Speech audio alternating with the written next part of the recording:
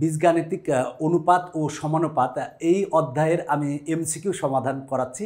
এর আগের পর্বে কিন্তু টাইপ 1 সমাধান করিয়েছি, এখন আমরা টাইপ 2 সমাধান করাবো। তবে তার আগে বলতেছি যে অবশ্যই আমাদের স্কুল ম্যাথমেটিক্স বইটি সংগ্রহ করবা, যারা সংগ্রহ করো নাই দ্রুত সংগ্রহ করবা। স্কুল ম্যাথমেটিক্স বইটিতে কিন্তু এরকম কিউআর কোড আছে, কিউআর কোড মোবাইল দিয়ে স্ক্যান করলেই কিন্তু তুমি আমার ভিডিও বা আরেকজনের ভিডিও পেয়ে যাবা। এইখানে যে কিউআর কোডটা দেওয়া আছে এটা কিন্তু ডামি কিউআর কোড দেওয়া আছে, সুতরাং এটা স্ক্যান করলে লাভ নাই। দেখো এখানে বলা আছে যে ক্রমিক সমানুপাত সংক্রান্ত। ক্রমিক সমানুপাত কাকে বলে?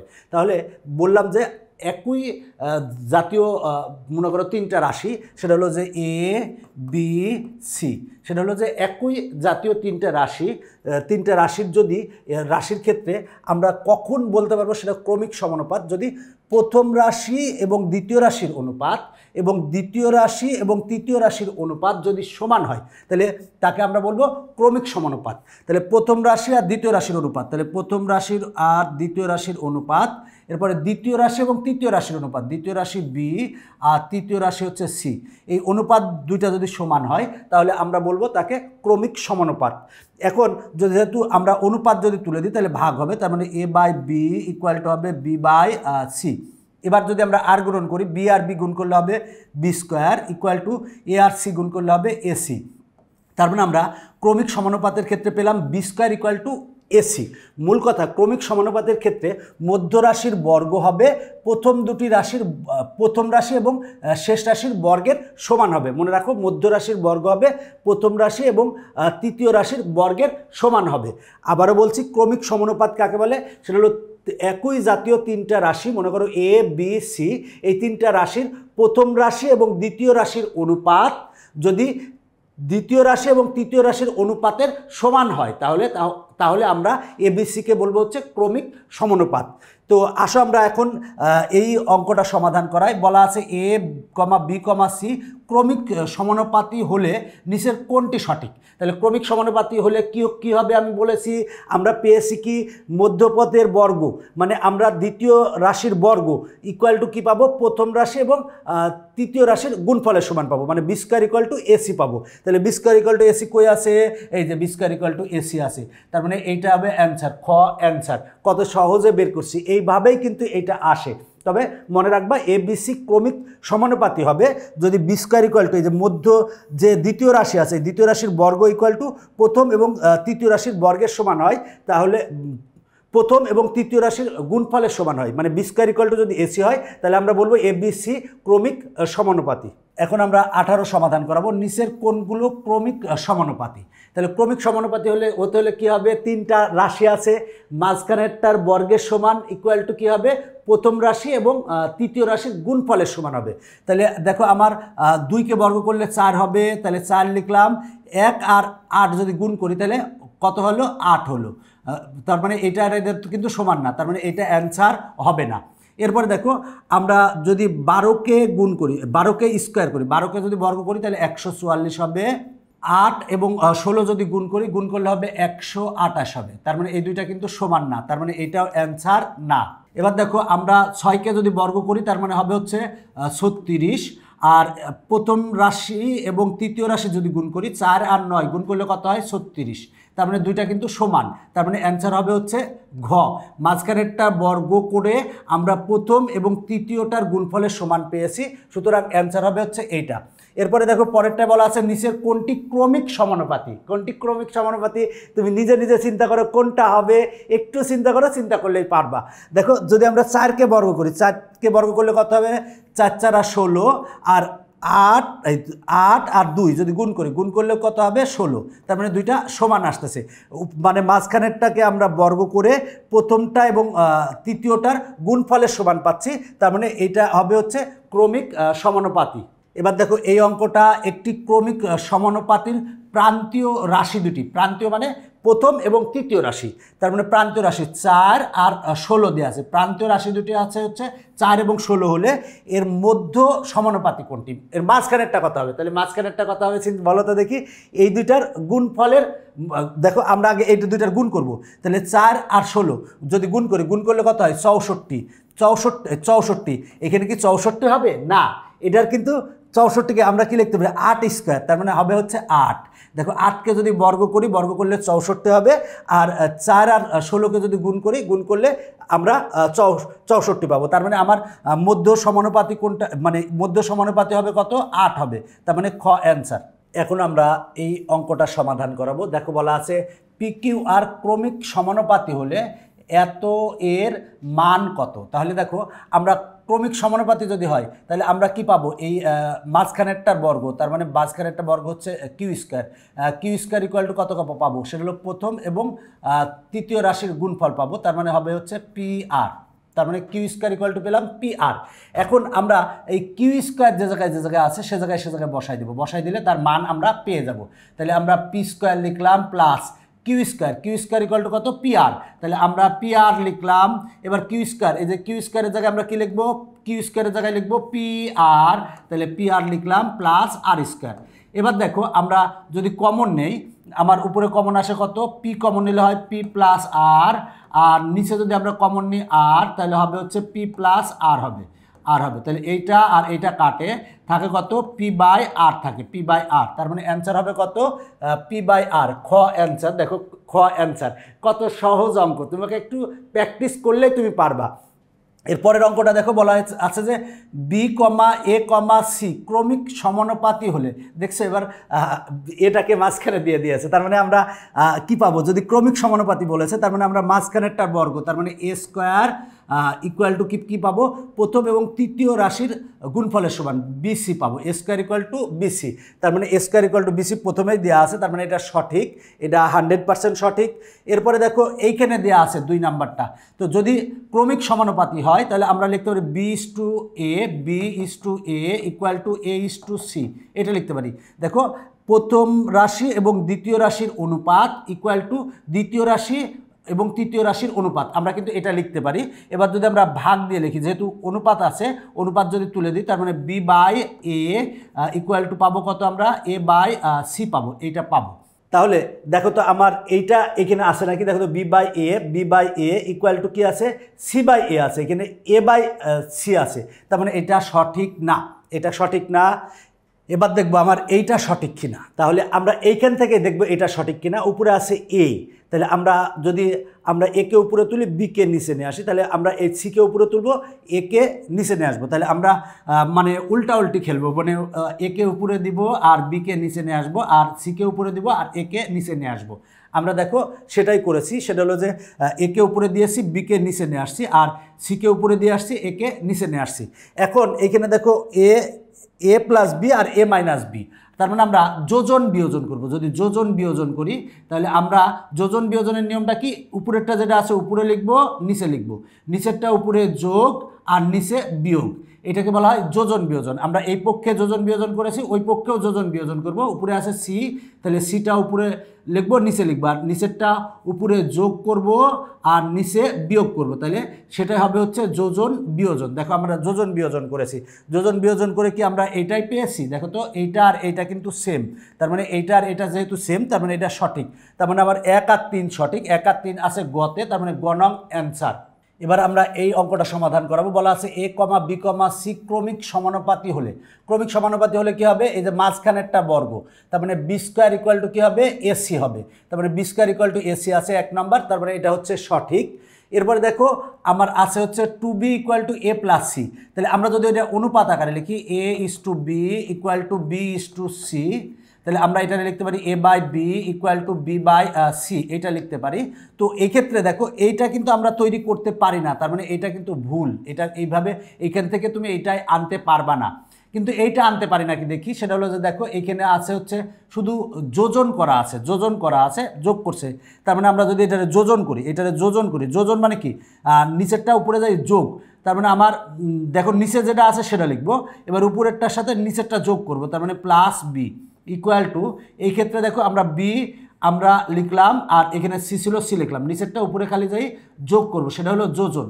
দেখো আমরা যদি এইটারে যোজন করি, যোজন করলে কিন্তু আমরা এইটা পাই, দেখো এইটা পেয়েছি, একেবারে হুবহু এইটা পেয়েছি, তার মানে এটা সঠিক। তার মানে আমার 1 আর 3 সঠিক, 2 সঠিক না, তার মানে অ্যান্সার হচ্ছে খ। এবার আমরা এই অঙ্কটা দেখব। বলা আছে পি কমা কিউ কমা আর ক্রমিক সমানুপাতি হলে, যদি ক্রমিক সমানুপাতি হয় তাহলে কি হবে, এই মাঝখানেরটা বর্গ, তার মানে কিউ স্কোয়ার ইকুয়াল টু কী হবে, পি আর হবে, পি আর, তার মানে Q square equal to P R. দেখো তো এই অপশনে আছে, তার মানে এটা হচ্ছে সঠিক, তার মানে একটা সঠিক পেয়েছি। এখন দেখব এইটা সঠিক কিনা। তাহলে দেখো আমরা যদি এটার অনুপাত আকারে লিখতে চাই, এটার অনুপাত আকারে লিখতে চাই, তাহলে কী লিখবো, সেটা হলো পি বাই কিউ, বা অনুপাত আকারে লিখব। তার আগে আমরা লিখি প্রথম রাশি অনুপাত দ্বিতীয় রাশি, পি ইস টু কিউ। আচ্ছা, এবার দ্বিতীয় রাশি অনুপাত তৃতীয় রাশি, তার মানে কিউ ইস টু হচ্ছে আর, ইকুয়াল টু হবে সমান মাঝখানে। তাহলে এটা হচ্ছে ক্রমিক সমানুপাতির নিয়ম, সেটা হলো প্রথম রাশি ইস টু দ্বিতীয় রাশি, ইকুয়াল টু হবে দ্বিতীয় রাশি ইস টু তৃতীয় রাশি যখন ক্রমিক সমানুপাত বলবে। তো আমরা দেখো এটাকে কি লিখতে পারি, P by Q equal to Q by R, আমরা কিন্তু এটা লিখতে পারি। অনুপাত থাকলে আমরা ভাগ দিয়ে লিখতে পারি। দেখো তো এইটাই আছে নাকি, P by Q equal to Q by R, তারপরে এইটাই আছে, তার মানে এটা হচ্ছে সঠিক। এবার যদি আমরা আর গুণন করি, আর গুণন করে এটা মিলে নাকি দেখি তো। যদি আর গুণন করি তাহলে পিএস, দেখো কিউ আর কিউ গুণ করলে কত হবে, Q square equal to P R আর গুণ করলে কত হবে, পি আর, তার মানে এইটা হবে না কিন্তু, তার মানে এটা কিন্তু ভুল। তার মানে অ্যান্সার হবে 1 ও 3, 1 ও 3 আছে খতে, তার মানে খ অ্যান্সার। এবার দেখো এই অঙ্কটা বলা আছে এ কমা বি কমা সি ক্রমিক সমানুপাতি হলে, সেই একই অঙ্ক, একটা অঙ্ক পারলে সবগুলাই পারবা। দেখো তার মানে বি স্কয়ার ইকুয়াল টু কী হবে, এসি হবে, তার মানে B square equal to AC আছে, এটা সঠিক। এরপরে দেখো আমার এইটা আমরা বানাইতে পারি নাকি সেটা দেখি। সেটা হলো যে আমরা এটার ক্ষেত্রে লিখতে পারি কি, এই ক্রমিক সমানুপাতের ক্ষেত্রে লিখতে পারি কি A by B equal to B by C, এটা কিন্তু লিখতে পারি।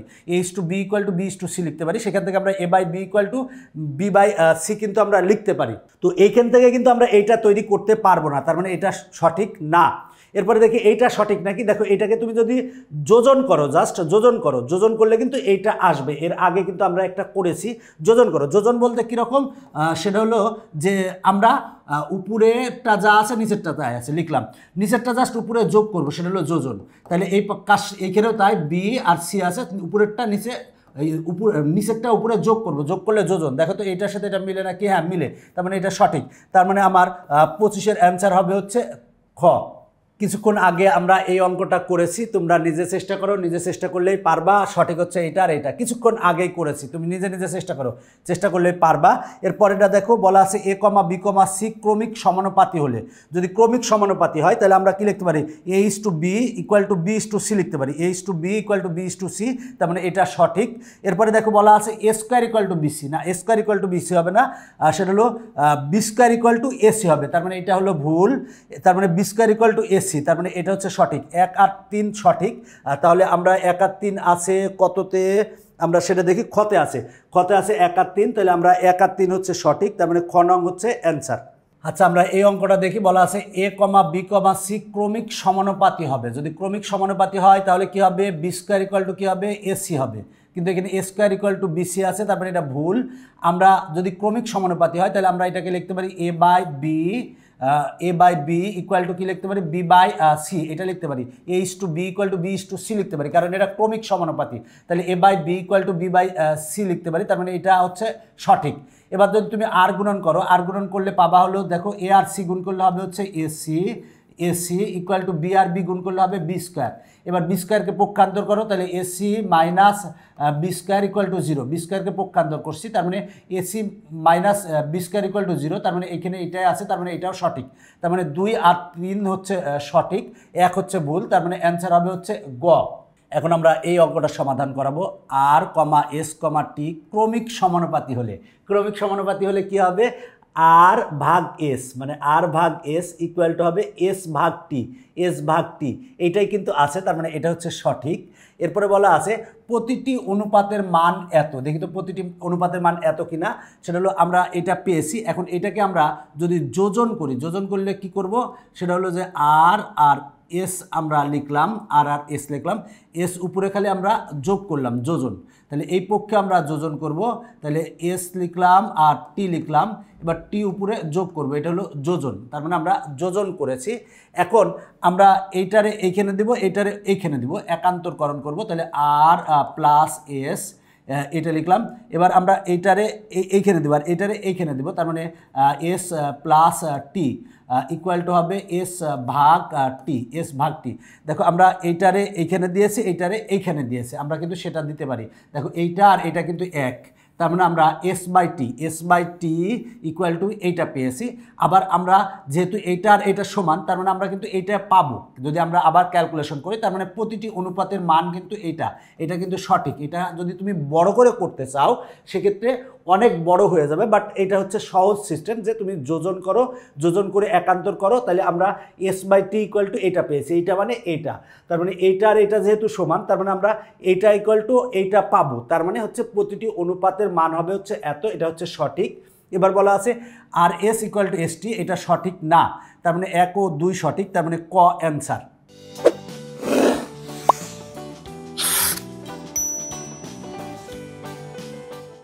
এরপরে দেখো আমরা এই অঙ্কটা সমাধান করাবো। বলা আছে এ কমা B comma c comma D ক্রমিক সমানুপাতি হলে। এর আগে কিন্তু 3টা রাশি ছিল, এখন রাশি আছে কয়টা? 4টা রাশি যদি ক্রমিক সমানুপাতি হয় তাহলে নিয়ম প্রথম দুটি রাশির অনুপাত, তার মানে a is to B equal to হবে কি? দেখো এ is to B equal to হবে b is to C equal to হবে সি ইস টু ডি, তার মানে ইকুয়াল টু হবে b is to C equal to C is to d. এটা কিন্তু হবে, এটা মনে রাখবা। তাহলে দেখো আমরা এই ক্ষেত্রে কি পাবো? C square equal to BD, C square equal to BD পাই নাকি? আমরা এইটা ইকুয়াল টু এইটা যদি লিখি, দেখো আমার আরও সহজ কথা, মাঝখানে আছে সি, তাহলে সি স্কোয়ার ইকুয়াল টু কী পাবো? আমরা এই বিডি কিন্তু পাবো। আমরা এইটার ক্ষেত্রে দেখি, এখানে যদি আমরা অনুপাত আছে আমরা ভাগ দিয়ে লিখতে পারি B by C equal to C by D. এবার যদি আর গুণন করো তার মানে আমরা C square equal to BD পাবো, C square equal to BD পাচ্ছি, এটা হচ্ছে সঠিক। এরপরে দেখো এ is to B equal to C is to D, দেখো এ is to B equal to আমরা কিন্তু সি ইস টু ডি লিখতে পারি। এইটা ইকুয়াল টু কিন্তু আমরা এইটা লিখতে পারি, কারণ এইটা ইকুয়াল টু এইটা, তাহলে এইটা ইকুয়াল টু এইটা লিখতে পারি, আবার এইটা ইকুয়াল টু এইটা লিখতে পারি, তার মানে এই দুইটা হচ্ছে সঠিক, তার মানে এটাও আমরা সঠিক লিখতে পারি। এরপরে 3 নং দেখবো এডি ইকুয়াল টু বিসি আছে, তার মানে আমরা যদি এইটা ইকুয়াল টু এটা যেহেতু সঠিক পেয়েছি, এইটার থেকে আমরা কি করতে পারি? অনুপাত আকারে যদি আমরা অনুপাত তুলে দিই ভাগ দিয়ে লিখতে পারি A by B equal to C by D লিখতে পারি। এবার যদি আমরা আর গুণন করি, এ আর ডি গুণ করলে হয় এডি ইকুয়াল টু হবে বি আর সি গুণ করলে হবে হচ্ছে বিসি, তার মানে এডি ইকুয়াল টু বিসি, এটা হচ্ছে সঠিক। তার মানে আমার কিন্তু 3টাই সঠিক হয়েছে, তার মানে অ্যান্সার হবে হচ্ছে ঘ। এখন আমরা এই অঙ্কটা সমাধান করাবো। বলা আছে এ কমা B comma c comma D ক্রমিক সমানুপাতি হলে, সেই আগের মতোই যদি ক্রমিক সমানুপাতি হয় তাহলে আমরা কি লিখতে পারি? A is to B equal to B is to C equal to C is to D. আমরা যদি এটার ভাগ আকারে লিখি তাহলে লিখতে পারি কি? A by B equal two, যেহেতু সবগুলো ভাগ আকারে আছে সেটার জন্য লিখবো ইকুয়াল টু, আমরা লিখতে পারি বি বাই সি, এটা লিখতে পারি equal to C by D লিখতে পারি, সি বাই ডি। দেখো আমরা এইভাবে কিন্তু লিখতে পারি, যদি যেহেতু 4টা রাশি ক্রমিক সমানুপাতি তাহলে আমরা এটা লিখতে পারি A by B equal to B by C equal to C by D, এটা কিন্তু আমরা লিখতে পারি। এখানে লেখা আছে দেখো বি বাই এ, তাহলে b by a equal to C by b, তাহলে আমরা এইটুককে যদি আমরা একটু উল্টাই দিই, এই দুইটা লিখলাম এ বাই বি ইকুয়াল টু আমরা লিখলাম বি বাই সি, এইটাকে কিন্তু আমরা লিখতে পারি এটা ইকুয়াল টু এটা লিখতে পারি, আবার এটা ইকুয়াল টু এটা লিখতে পারি, আবার এটা ইকুয়াল টু এটা লিখতে পারি, কারণ এইটা ইকুয়াল টু এইটা দেওয়া আছে, তাহলে আমরা এটা ইকুয়াল টু এটা লিখছি। এখন যদি আমরা উল্টা খেলাম, মানে নিচেরটা উপরে উপরেরটা নিচে, তার মানে বি উপরে আর এ নিচে, তাহলে সি উপরে যাবে আর বি নিচে, উল্টা খেলাইছি। দেখো মানে আমরা নিচেরটা উপরে দিয়েছি, উপরেরটা নিচে দিয়েছি, দিলে কিন্তু দেখো এটার সাথে এটা মিলে, দেখো b by a equal to C by b, b by a equal to C by b, তার মানে এটা হচ্ছে সঠিক। এবার দেখো এইটা যদি উল্টা খেলাও তাহলে কি হবে? দেখো তো এটা উল্টা করলে সি উপরে দাও, তার মানে সি উপরে আর বি হচ্ছে নিচে ইকুয়াল টু ডি উপরে দাও আর হচ্ছে সি নিচে, তাহলে দেখো এটা পাই নাকি আমরা C by B equal to d by c, এটাই পেয়েছি, তার মানে এটা হচ্ছে সঠিক। আর আমরা তো এটাই পেয়েছিলাম A by B equal to B by C equal to C by D, এটাই পেয়েছিলাম, তার মানে এটা হচ্ছে সঠিক, তার মানে 3টাই সঠিক, তার মানে অ্যান্সার হচ্ছে ঘ। অঙ্কগুলো কিন্তু অনেক সহজ, এই জন্য আমি অনেক একটু ফাস্টলি করাচ্ছি, কারণ অঙ্কগুলো মজার এবং সহজ। যদি তুমি একবার চেষ্টা করো তাহলে দেখবা যে তোমার কাছে কি মজা লাগিতেছে, আর যদি চেষ্টা না করো তাহলে তোমার কাছে অনেক কষ্ট লাগতেছে। ভাগ আকারে আছে, তাহলে আমরা এটারে ভাগ আকারে কি লিখতে পারি? পি বাই আর, তাহলে আমরা লিখতে পারি দেখো p by r equal to কি লিখতে পারি? আর বাই এস লিখতে পারি ইকুয়াল টু আমরা কি লিখতে পারি? এস বাই টি, তার মানে আমরা এস বাই টি এটা লিখতে পারি।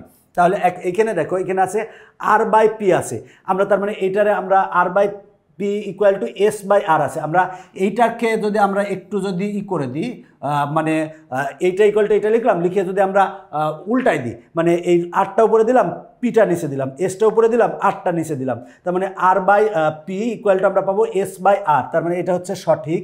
একই রকমভাবে তুমি যদি এই অংশটা উল্টাই দাও, উল্টাই দিলে এটা সঠিক হবে, এটা সঠিক হবে। এখন প্রথম অনুপাত ইকুয়াল টু যদি আমরা শেষের অনুপাতটা লিখি, তার মানে p by r equal to আমরা লিখলাম এস বাই টি, এটা লিখলাম, এইটা ইকুয়াল টু এটা লিখছি। এখন যদি আমি উল্টাই দিই, আর উপরে দেই, তাহলে আর উপরে যাবে, আর নিচে আসবে পি ইকুয়াল টু টিটা যদি উপরে দেই আর এসটা নিচে আসলো, দেখো এইটাই কিন্তু আছে, এইটা কিন্তু এখানে আছে, তার মানে এটাও সঠিক। তার মানে অ্যান্সার হবে হচ্ছে ঘ। এখানে যে 33 নাম্বার আছে, একই রকম, তুমি নিজে চেষ্টা করবা 33 নাম্বারের অ্যান্সার কত হবে। এখানে জে কে এল এম ক্রমিক সমানুপাতি হলে আগেরটার মতোই, কোনো চেঞ্জ নাই, কোনো টেনশন নেওয়ার কিছু নাই, তুমি নিজে নিজে চেষ্টা করো, তাহলেই আশা করি পারবা। এরপরে আসো, সেটা হচ্ছে 34 নং। 34 নংটা দেখি আমরা, আগের মতোই বলা আছে এ কমা B comma c comma D ক্রমিক যদি সমানুপাতি হয়। ক্রমিক সমানুপাতি হলে আমরা কি লিখতে পারি? লিখতে পারি A by B equal to B by C equal to C by D লিখতে পারি। তার মানে A by B equal to B by C equal to C by D লিখতে পারি। তো এইখানে আছে দেখো C square equal to BD আছে। তাহলে আমরা যদি এই দুইটা অনুপাত নেই, মানে এইটা ইকুয়াল টু এইটা নেই, তাহলে আমরা যদি আর গুণন করি, দেখো তাহলে সি আর সি গুণ করলে হবে সি স্কোয়ার, আর বি আর ডি গুণ করলে হবে বিডি। তার মানে এটা হচ্ছে সঠিক। এবার এই দুইটাকে যদি আমরা এইটার এই অনুপাতটা নিই, এই অনুপাতটা প্রথমটা আর এই অনুপাতটা নেই, তাহলে আমরা লিখতে পারি A by B equal to আমরা সি বাই ডি লিখতে পারি। এবার যদি আমরা অনুপাত আকারে লিখি, তাহলে এ ইস টু বি আর সি ইস টু আমরা ডি লিখতে পারি।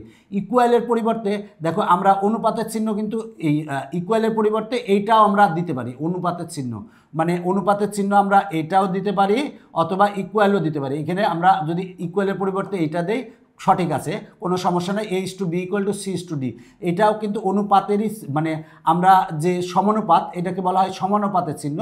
এখানে 4টা মানে বিন্দু দেওয়া আছে, এই সমানের পরিবর্তে আমরা এটাও ব্যবহার করতে পারি সমানুপাতের ক্ষেত্রে। সুতরাং এটা হচ্ছে সঠিক। এবার আমরা 3 নং দেখব। এডি ইকুয়াল টু বিসি বলা আছে, আমরা প্রথম আর তৃতীয় অনুপাত নিলাম, তার মানে এইটা ইকুয়াল টু এটা লিখলাম। এবার যদি আর গুণন করো, এ আর ডি গুণ করলে হয় এডি, আর বি আর সি গুণ করলে হয় বিসি, তার মানে এইটা হচ্ছে সঠিক। তার মানে 3টাই সঠিক, তার মানে অ্যান্সার হবে হচ্ছে ঘ। 35 নং, এর আগে হুবহু এই টাইপের অঙ্ক করিয়েছি, তুমি নিজে নিজে প্র্যাকটিস করো, তাহলেই পারবে ইনশাল্লাহ, আগের নিয়মের মতোই। এখন আমরা এই অঙ্কটা সমাধান করাবো। দেখো বলা আছে x is to Y equal to 2:1 এবং y is to Z equal to 2:1 হলে এখানে একে বলা আছে x comma y comma z ক্রমিক সমানুপাতি। ক্রমিক সমানুপাতি হবে কি ক্ষেত্রে? যে আমরা যদি পাই হচ্ছে X is to Y equal to Y is to Z পাই, সেক্ষেত্রে ক্রমিক সমানুপাতি হবে। তার মানে X is to Y equal to Y is to Z হলে ক্রমিক সমানুপাতি হবে। তাহলে দেখো x is to Y equal to কত? 2:1। আবার Y is to Z equal to কত? Y is to Z equal to 2:1। তার মানে এই অনুপাতটার ক্ষেত্রে আমরা পাচ্ছি 2:1, আবার এই অনুপাতটার ক্ষেত্রেও পাচ্ছি 2:1, তার মানে কিন্তু সমান পাচ্ছি। তার মানে কিন্তু আমরা বলতে পারি x comma y comma z হচ্ছে ক্রমিক সমানুপাতি। এখন আমরা 2 নং দেখব। Z is to x equal to 1:4। আমরা x is to Y is to z বের করব।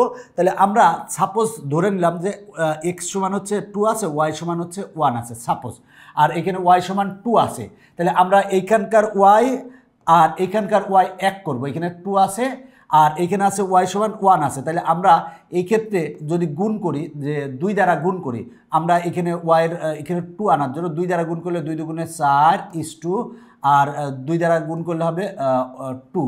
তার মানে আমরা x is to Y equal to 4:2 পেয়েছি, আর Y is to Z equal to কত? 2:1 পেয়েছি। তাহলে দেখো এখন এক্স ইকুয়াল টু আমরা কত পাচ্ছি? 4 পাচ্ছি, ওয়াই ইকুয়াল টু কত পাচ্ছি? 2 পাচ্ছি।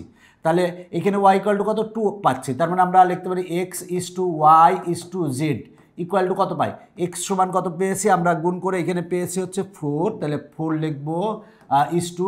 এবার ওয়াই সমান কত পেয়েছি, দেখো ওয়াই সমান আমরা পেয়েছি 2, দেখো ওয়াই সমান 2 পেয়েছি, এইখানে ওয়াই সমান 2 পেয়েছি, তাহলে আমরা ইস টু 2 লিখলাম ইস টু। এবার জেড সমান কত পেয়েছি, দেখো জেড সমান কত, দেখো এখানে জেড সমান আছে 1, তার মানে 1, তার মানে দেখো x is to Y is to Z equal to আমরা পাচ্ছি কত 4:2:1। তো এখানে জেড ইস টু এক্স বলছে, তাহলে জেড ইস টু এক্স, তাহলে আমরা z is to x equal to কত পাবো, জেড সমান কত, দেখো তো জেড সমান হচ্ছে 1 ইস টু একেবারে 1 না, আমরা এখানে কিন্তু অনুপাত আকারে আছে তাই আমরা 1 ধরলাম, আর এক্স সমান কত আছে 4, তার মানে 1:4, তার মানে z is to x equal to 1:4, এটা হচ্ছে আমার সঠিক। এখন আমরা 3 নং দেখব যে এই ক্ষেত্রে সঠিক কিনা সেটা দেখব। তো আমরা দেখো x is to Y is to Z equal to কত পেয়েছি, 4:2:1 পেয়েছি আমরা। তার মানে যদি একটা আনুপাতিক রাশি ধরে নিই তাহলে এক্স ইকুয়াল টু কত পাবো 4, মনে করো আনুপাতিক রাশি হচ্ছে এ, তার মানে 4a, R Y equal to কত পাবো, ওয়াই ইকুয়াল টু পাবো হচ্ছে আমরা 2a, R Z equal to কত এখানে 1, তার মানে জেড ইকুয়াল টু পাবো হচ্ছে 1কে এ দ্বারা গুণ করলে এ হয়। এখন আমরা এখানে বাম পক্ষে বসাবো, ডান পক্ষে বসাবো। তাহলে বাম পক্ষে যদি বসাই, লেফট হ্যান্ড সাইডে যদি বসাই, left hand side equal to আমরা দেখো ওয়াই স্কোয়ার ওয়াইয়ের মান কত 2a, তাহলে 2a কে বর্গ করলে কত হবে 4a² হবে।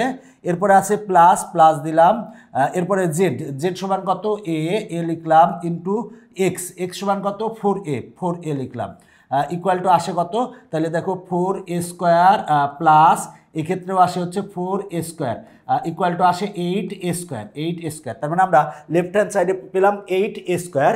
এবার রাইট হ্যান্ড সাইডে কি পাই তাই দেখি, রাইট হ্যান্ড সাইডে আমরা দেখি কি পাই, রাইট হ্যান্ড সাইডে আছে 4yz, তাহলে 4 ইন্টু ওয়াইয়ের সমান কত দেওয়া আছে, ওয়াই সমান দেওয়া আছে 2a, তাহলে আমরা 2a লিখলাম, আর আমার জেড সমান কত দেওয়া আছে, জেড সমান আছে a, তাহলে আমরা a লিখলাম।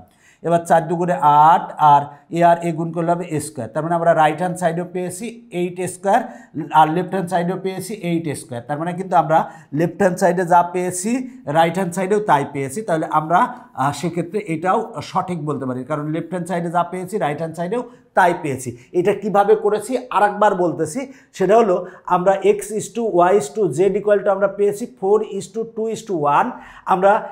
আমরা যদি এই অনুপাত তুলে দিই তাহলে একটা আনুপাতিক রাশি ধরে নিলাম এ, তাহলে এক্স সমান কত হবে 4a, ওয়াই সমান কত হবে 2a, আর জেড সমান কত হবে a।